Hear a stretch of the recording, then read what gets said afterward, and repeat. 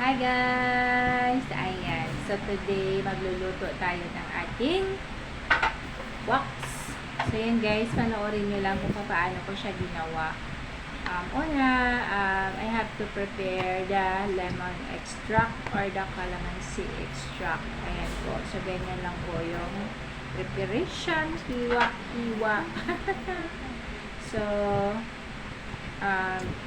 ito pala yung isa sa ginagawa ko, no, mga guys. Isa ito sa pinagkakikitaan ko at isa ito sa bumubuhay sa amin at sa aking pamilya. Madali lang trabaho na yan.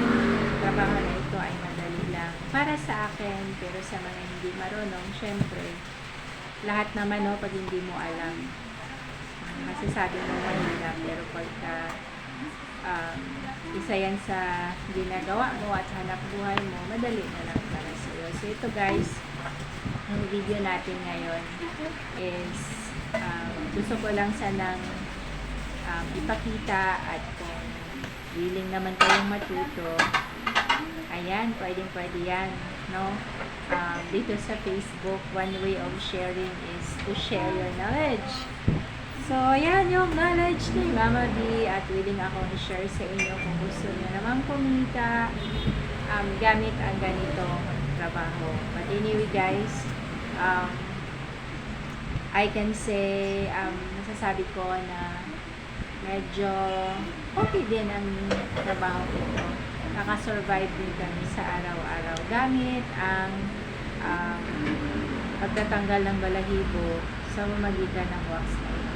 Okay guys, so ayan, prepare natin kawali, of course. Tapos turn on natin yung apoy, lagay na natin yung ating lemon extract. Ayan, so after the lemon extract guys, hindi pwedeng purong kalamansi or purong lemon, no? So let's also add water. So yan yun guys, so dahan-dahan lang. At syempre, ang main ingredients natin, sugar. So, yan po, ganyan lang po talaga yung mag-prepare. Medyo madali lang, pero again, dahil marunong ako, madali. Pero sa mga hindi marunong, syempre, mahirap yan.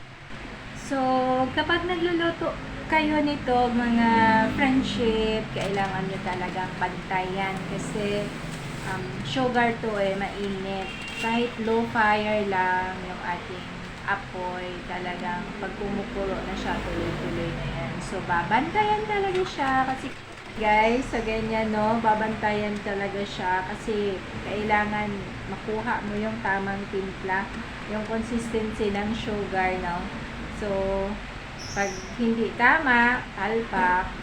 Pag sobra naman, matigas, palpak pa rin. So, kailangan perfect. Yung timing, yung timpla, kailangan saktong-sakto talaga para masarap siyang gamitin. Suabe siyang gamitin. So, ganyan guys. So, binabantayan ko talaga siya tuwing nagluluto ako. Pinaka-konti na ginagawa ko kasi ayoko din kasi mag-stock ng madami. Although, kapag sakto at tama yung pagtimpla mo, kahit i-store mo siya ng 6 months, sisira yung ating wax. Okay? Basta tama yung pagkabit. 6 months, pwede pa siyang gamitin. So, kung sino ang gustong kumita gamit ang trabaho na to, pwede nyo itong matutunan. At kung gusto nyo naman ng madali lang, contact nyo na lang. Pwede kayong umorder sa akin.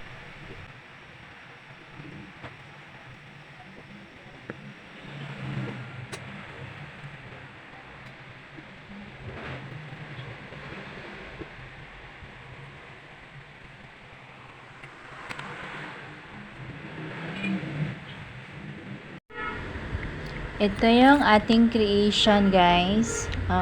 This is ready already.